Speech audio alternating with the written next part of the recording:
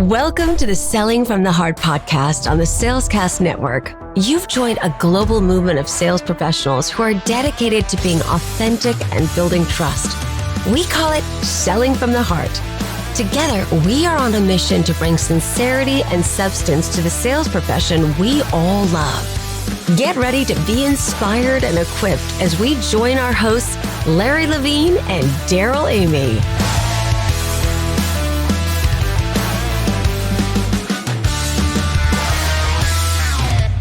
Hey there, everyone. This is Larry.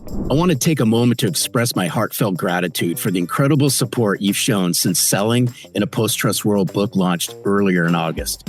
Thanks to you, Selling in a Post-Trust World is making waves and helping sales professionals everywhere build authentic relationships. If you haven't grabbed your copy yet, head over to barnesandnoble.com and order yours today. And here's a special thank you. When you leave a review of the book, we'll give you instant access to our exclusive Selling in a Post-Trust World private podcast. This 12-episode series dives deeper into each chapter, offering actionable insights to elevate your sales game. Don't miss out. Order your copy, leave a review, and unlock exclusive content designed to help you sell from the heart. For more details, go to sellinginapostrustworld.com. Thank you. Thank you for being part of this movement. Together, we're transforming the world of sales, one authentic relationship at a time. Hello, and welcome back to the Selling from the Heart podcast. Your co-host, Darrell Amy, here today with Larry Levine. What's going on, Larry? Hey, what isn't going on? Great seeing you. We're going to have a terrific conversation here today, but man, things are moving fast and furious here at Selling from the Heart. They are. Lyndsay Dowd is in the studio. Get ready. We're going to have a heart-centered conversation that is going to be super practical. And we've got all kinds of great things going on right now. This has been a really fun beginning to the fall, and things are in motion. So much going on. And what I love with Selling in a Post-Trust World, one of the first components of the trust formula. And of course, if you've got the book, you know about the trust formula. It's authentic relationships. And one of the great things about Selling from the Heart and just the whole ecosystem around Selling from the Heart is the relationships, the friendships that we've been able to build. And through this podcast, we get to hear from listeners all the time. And it is so awesome. You know, it is. And I could give shout out after shout out after shout out. But there's somebody I just really want to give a shout out to. And I shared this, just not too long ago out on social. Steve Preston. Steve Preston's a heart-centered leader in a space that we do a lot of work in food services. I encourage everyone, reach out, connect to this person. But more importantly, thank you for waving the Selling from the Heart flag as Selling in a Post-Trust World is becoming more and more popular inside your company. Awesome. Yeah, we appreciate you. We appreciate everybody who's out there with Selling in a Post-Trust World, holding it up. And by the way, if you're listening on audio, guess what? This is on YouTube. You can go to Selling from the Heart on YouTube and subscribe, see our smiling faces, see the book, and just a huge, once again, thank you to everyone who is sharing these pictures of holding Selling in a Post-Trust World. Larry, you know what we need to do in some future episodes? We need to feature some of these because some of them are actually quite funny. Hey, people are starting to get. Hey, Darrell, people are starting to get really creative. They moved away from selfies, and now they're strategically positioning the book by food, by certain sceneries, and all that. So keep it up. I appreciate it. That's good. We'll have some of those to share in the weeks to come. Selling in a Post-Trust World is now available wherever fine books are sold. So go over to our friends at Barnes & Noble, grab a copy and get an extra one. Give it to someone in your bullpen. We sure would appreciate it. We're spreading this movement of heart-centered selling and authenticity, all aimed at building trust right here in this sales profession we all love. And that is why we are thrilled today to have Lyndsay Dowd in the studio. She is a distinguished business coach, speaker, and she's the author of Top Down Culture, Revolutionizing Leadership to Drive Results. With over 23 years at IBM, leading diverse, high-performing sales teams, she has earned numerous accolades, including being named a top 10 coach by Apple News, receiving the 2023 Award for Innovation and Excellence and Business Coach of the Year. Simply incredible. But after she left IBM and experiencing a significant career transition, Lyndsay founded Heartbeat for Hire. So cool. This is where she focuses on transforming leadership and fostering positive organizational cultures. She's renowned for her dynamic presentations, blending enthusiasm, humor, and actual insights right here, making a sought-after speaker and our favorite guest today here on the Selling from the Heart podcast. Lyndsay, welcome. It's great to have you here. I am so happy to be with you guys. I mean, we could not have more aligned missions. So this is just such a delight. Thanks for having me. Oh, it's our pleasure. Hey, Darrell, we're in for a treat. Let me tell you, we're in for a treat with Lyndsay. Get ready. So, as we kick this podcast off, the question that every guest on the Selling from the Heart podcast answers, and that is, Lyndsay, what does it mean to you to sell from the heart? Oh, I mean, this is so innate in my DNA. And as an individual contributor and a sales leader for so many years, the thing that worked the best, the thing that always won the deals was when you led with heart, when you built rapport, when you built relationships, whether it was with your team, with your business partners, with your clients. People wanted to get invested in you. And that is the big differentiator. The people that fly by the night, fly by the seat of their pants, I'm here for the deal, I'm out the door, I'm gone. That leaves a bad taste in people's mouth.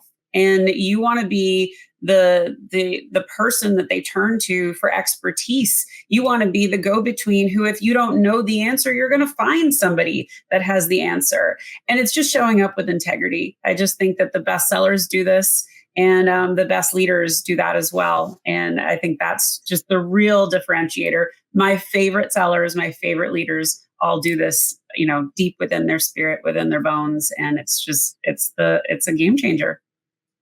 Hey, Lyndsay, I'm so glad you use the word integrity. It's near and dear to us here at Selling from the Heart. And I'm a big Andy Stanley fan, and he's always said integrity will always keep you at the top. Yeah. It always keeps you at the top of the totem pole. I agree. I think it's so important. I think there's so many leaders. This is why I wrote the book, why I do what I do. There are so many leaders that get it wrong. They lead with fear and manipulation and micromanagement. And none of that inspired anybody ever. What inspires people is when you let them shine, when you give them an opportunity to do the jobs they were hired for, and you're there and you say, you're going to have failures, but I'm here to support that. Oh, I got stories. So many stories. I absolutely love this, Lyndsay, because you spent, over 2 decades at arguably the most technical company. Like, there's nothing more technical than IBM, right? A respected brand around innovation and technology and all of that. And yet, here you are differentiating yourself around heart and authenticity and integrity and all of that. And I know some of our listeners listening in would go, wow, technology and heart. Why do you think this is actually, I think this may be even more important in highly technical industries. Why do you think that authenticity and heart is so important in complex sales environments? Well, I think you could be selling potatoes, or you could be selling, mainframes, or you could be selling software. The process is by and large the same. And, if you're going to do all your technical jargon, yes, you have to do that. You have your technical peers that are there to help you. But the concept of, I have something I want you to buy and I want to help you through this process is the same. But let me just tell you, my family put in 105 years at Big Blue. So I grew up in this environment. I was a little girl going to 590 Madison Avenue in New York City with my dad in my party dress, and spinning in the little chairs and banging my keys on the typewriters. Yes, he sold typewriters. And so I literally grew up in this space. And back when I was a kid, they had what was called branches. And so when you were part of a branch, you knew everybody's families, and all the families were invited to like a day at the park, and they would rent out an amusement park, and everybody in the New York branch would go. My husband was also an IBM brat, and he grew up in New Jersey. So he had a very similar experience, which was really kind of cool. But what happened in that space, I thought this is what all companies did. I didn't realize that it wasn't the case. And even when I came to IBM, I came through Lotus. Lotus was wild and beer carts and dreadlocks and flip-flops. And not my father's IBM. We were pretty sure we acquired IBM and not the other way around. But there was a big paradigm shift, and the character, though, stayed the same. And the integrity and the relationships and the bonds and the teams that did the best had the leaders who led with heart. And those had the environments of fun, of trust, of psychological safety, and deeply diverse. And I loved whenever I had a client that would ask me, and I did get asked this a lot, Linds, how are you doing? Do you like the job? How are your bosses? They wanted to know. Sure. They wanted to know what my experience was like. And especially if you come into a room and you're positive and you're smiling and you're happy to be there, everybody wants a little bit of that. So how'd you get that? What's going on over there? Tell me more. And that's what I want leaders to be proud of. I want to teach them how to do the same things that I learned and the same things that I taught in creating those environments. Because when you do, your teams really perform. Hey, you know what's interesting about this, and I really, really, really think this is so true, is the way you treat your people has a direct impact on how 100%. They treat your clients. 100%. Create that work environment that's heart-centered, that's full of integrity, that's got high character. Oh, yeah. That bleeds right through to your clients. 100%. That has a direct dotted line to profitability. That's Sir Richard Branson's entire methodology. And, he says, if I take care of my people, they take care of the clients. He's been saying that for years. And I know many people that have worked with him, some who have been on my show, and they all say that is exactly who he is. That is exactly how the company is. Wouldn't you want to work for a place like that? That's amazing. Well, and this whole culture word, we love talking about culture here at Selling from the Heart, because let's just face it, most sales cultures are horrible. No. It's just brutal. They don't have to be, though. They don't have to be. And I think everything that we're talking about here applies at a company level. It also applies at a sales team level as well. So coach us, if you will. We've got a ton of sales leaders listening in, and also a lot of aspiring future sales leaders. Where do you begin when it comes to creating this top-down culture of authenticity? I love this question, and I'm going to give you a few tidbits, but if you'll indulge me, I have a story that'll help illustrate what I mean. So you guys talk about soft skills. It's on the cover of your book, and I have elevated them to power skills. I think they are far too important to be called anything soft. And so I had some leaders who had these skills in spades, and to be able to work for them really taught me a lot about my philosophy and what's in my book now. But I had one leader, and her name was Adriana, and she, the first time she promoted me, she said to me, so how do you want to run the business? And I was like, you're asking me? Really? Like, you want to know? She's like, well, you've been in it. You know what you need to do. You know what you need. I just need to know how to support you. And immediately I was like, holy cow, I have this moment to do my job, and I can get creative.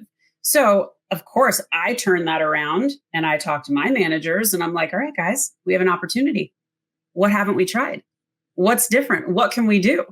And they took to that like ducks to water. And I named my team Mavericks and Hustlers. I wanted them to think differently. I wanted them to behave differently. I wanted us to have a ton of fun. And the loyalty that Adriana created for her organization was incredible. All of the leaders who reported to her, we would have done anything for her. But we had so much fun along the way. We built so much trust across the organization. And here's what happens when you are a new leader coming into a space that is beloved. What you shouldn't do is what happened next. But I'll tell you what you should do in a moment. What you shouldn't do is the leader. So Adriana tells me she's at my house for Christmas. We're having lovely time, drinks and eats and all the things. Her daughter was there. Like we became really, really tight, and I trusted her implicitly. And she said, I have some news to share. And I said, what's that? She said, I'm leaving. And I was like, no, like, look what you created. This whole environment could come crashing down. Who's replacing you? She goes, I don't know yet. So she left. We waited for the replacement. We got the replacement. Do you know how long it took for that woman to come and talk to me? Mind you, I was responsible for more than 50% of her overall business. Oh, wow. 4 weeks. Oh, By the time she got to me, I was so pissed and I was so exasperated because it just told me she didn't care. And it told me either she was out of her depth or she really didn't want to know what was working really well. Well, all around us, we felt that joy, that trust, that psychological safety all kind of fizzle. And one by one, all of us wanted to leave the business because we didn't felt seen. We didn't feel that psychological safety. We didn't feel the rapport anymore. We certainly didn't trust her. And it sucked. It was a really sad end to a really wonderful, like 18 quarters in a row of like, we crushed it. But so what should you do? Because I can't just tell the story and just be like, there's the story. So what you should do is you should go on a listening tour. And what I mean by that is you should be asking both leaders and reps, what's working, what's not working. If there's something that you could change, what would it be? If there's something I need to know about the political landscape in here, not politics, I'm talking office politics, quote unquote. What's going on? Who are the people I need to watch? Who are the people that are making the biggest waves? What that does is it establishes a moment that I trust you and I want to hear what you have to say. And I want to take that feedback as I build this new team. I'm not promising anything, but I want to hear what's working. And when you come with the notion of, I don't know everything, and newsflash, nobody does. You have to come in a disarming way. You have to say, I'm here to learn. I want to make this the best organization we can. I'm going to make mistakes, but I'm going to lean on you too. When you do that, you are like 10 miles ahead of any other leader. But making that mistake of just coming in, assuming the role and commanding respect with a title, can't do that anymore. No, you can't. You can't whatsoever. I'm sitting here listening to what you're saying. I'm a massive Dr. Henry Cloud fan, Lyndsay. And it was several months ago I read his book, Trust, and it plays into exactly what you just said because he breaks down the 5 pillars of trust. But you hit the first pillar when he says, you know what? Do your people know you? Do they see you? Do they value you? Are you listening to them? And this is, we want to say this is leadership 101, but unfortunately it's not. Well, it's not taught. It's because it's not taught. No. We're taught process. We're taught CRM. We're taught forecasting deadlines. We're taught P&L. We're taught all of these things that are important to the business. We forgot the humanity. We forgot that we're all cogs in this machine, but nobody's ever been inspired by micromanagement. Nobody's ever been inspired by being embarrassed or belittled, or like if someone tells you you suck at something. I have a story about that too. Oh my God. Did you meet my Daryl? This is something I just have to throw this out there. But this is just almost like mirror moments for sales leaders who are listening in or watching. Is I want y'all just to press pause for a second and ask yourself, what do I really know about the people on my team? What do I know about them personally? What lights their fire? What do I know about them professionally? What's going on in their life? You'll be shocked what you can learn if you just peel back the covers just a smidge. Your people run through a brick wall because you understand some of this stuff. Right. Larry, the toughest question that I teach all my leaders to ask, whether I'm coaching C-suites or individual leaders, is you have to go, and I've done it, so I know how it feels. It's humbling. You ask, how can I be the best leader for you? What it's telling them is I don't have all the answers. I don't know everything I need to know about you, but I can't advocate for you until I know you. And do yourself a favor. When you are asking that question, write it down, or bonus, put it in your phone. Learn their partners' names, learn their children's names, their pets' names, learn anything personally about them. And don't be afraid to share some of that about you too. Everybody is craving connection. So when we say authenticity and vulnerability, you have to share. And to me, vulnerability is a spectrum. I'm not saying go stand naked in front of the company, picnic. Like, that's not it. It's how can I show you, maybe I made a mistake here, but I grew from it. You're not going to say like I was the worst accountant in the world and now you're the CFO. Like, that doesn't make sense. But you can start by saying, oh my God, I had an epic parenting fail today. I, promised to show up for my kids' thing. I forgot. Like, has anybody ever done that? You just made yourself relatable. You made yourself human. And as a leader, people need to know they're safe with you. They need to know you're not super polished all the time and that you make mistakes too. This is the humanity that we aren't taught. And this is the piece that changes everything. Wow. Before we move to this, and I want to think about how we apply this to sales, I just want to say just a sincere thank you, because at next year's company picnic, I think it's really important for Larry to redefine authenticity. But when you think about, Lyndsay, any dig Darrell can get at me on the podcast, he digs. It's not that authentic next year, please, Larry. The cool thing about sales, we've said this a lot on the podcast, is sales is leadership. I mean, if leadership is influence, sales is influence. They're very, very related. So I think it's cool as a sales professional, I have an opportunity to create a culture inside my relationships with my clients. So I'm curious, when you think about what you just coached us on with leaders, how can salespeople develop that type of culture inside their client relationships? So can I tell you another story? Yeah. Okay. So I teach through stories, as you're starting to learn, but this one was pretty cool. So I had a boss, and let me start by saying I had a client. It was a very, very complex client. We were each other's clients, we were each other's partners, and we were each other's competitors. So strings attached on all sides. Wow. And oh, by the way, I had a $150 million quota, and I had a team of 55. So It was a really big account, really high profile, and not the best relationship with them either. But I had my new boss, who I knew, but not before as my boss. I just knew her as a friend. And so I was presenting to her my game plan of how we were going to go attack this giant number. And so I'm about 2/3 of the way through my plan, and she stops me and she says, "Girl, I've got your back. Now fly." And it took my breath away and it gave me goosebumps. And I was like, oh my gosh, if I fail, I've got her support. So I turned around to my big team. Now, mind you, when you're a client exec, you have reps that can sell many, many things. They don't have to just sell what you're, to your client. They could go sell anywhere. But I had to make them want to work with me. I had to make them want to stay in my boat with my client, focused on our things. And so I had to create this really fun, really lucrative space for them to be. And so I turned around and was like, guys, we have an opportunity. We've got my boss's support. So what haven't we tried? Who haven't we talked to? What can we do differently than we've done before?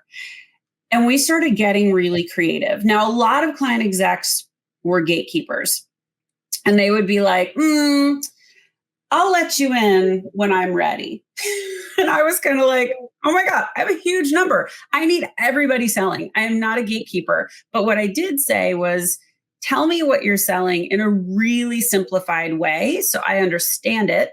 And so I can tell people when I'm speaking to execs that we're having conversations about this all over the business. And they're like, cool, yeah, I can do that. And then I knew, like, all right, well, this one, maybe we don't want to put them up at the C-suite, but they'll be fine over there. Like, how do we support each other? And we started to create this like really fun culture. Everyone knew, if I come work on this account, I'm going to have fun. Are you getting an echo? No. Okay. It's just me. So I created this environment that I thought would be really, really fun, really lucrative. And it was. We closed the single largest deal, our two two of us had seen. It was over $23 million. It changed the relationship that we had. Our CEOs were talking regularly, so that added pressure, a lot of visibility. But all of us made a lot of money. It all changed the trajectory of our career. And ultimately, the way we behaved and the way we moved together as client and vendor really changed. So it was a joy. It was really, really fun to build relationships across all the parts of their business and to be those trusted advisors. That's how we build ourselves. And we were not just sellers. We wanted to be like, what else do you need? How else can I help? Oh, we've got this garage where we're doing agile thinking. Let's go and try that. And they're like, yeah, we've never done that. So we kept doing things that were weird, that were fun, that were different. And it totally changed the dynamic. But that all stemmed from that moment of faith and trust. And for any leader that think your words don't matter, you are being watched. Your words are being listened to. Be thoughtful and don't be the star of somebody's bad memory. You have an opportunity to really lift others up and let them shine. Think of how impactful that one little sentence was on me and my entire team. So cool.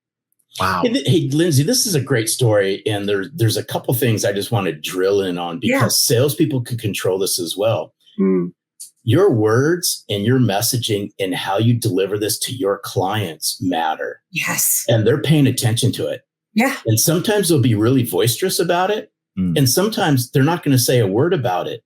They just watch. But how you interact, how you show up, the words you use, the messaging you use, how you connect, how you relate, goes back to what Darrell was saying a little bit ago.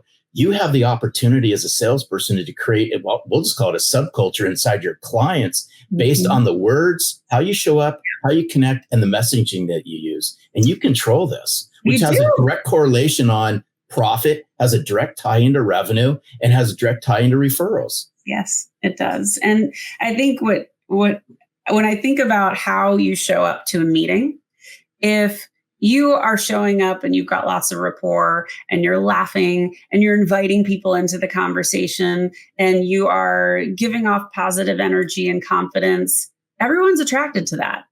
If you come in nervous and stiff and, not trusting each other, everybody can see that too. So take that moment to build that rapport internally before you show up in front of your clients, because it's so obvious when it's off. So good.